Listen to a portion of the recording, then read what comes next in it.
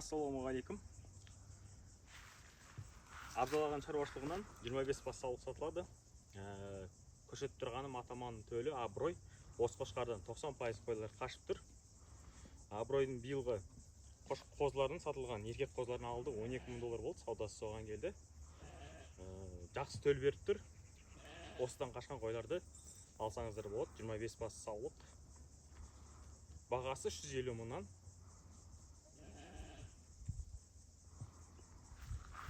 Осында жуан қошқардан қашқан саулықтарды аласыз ғой.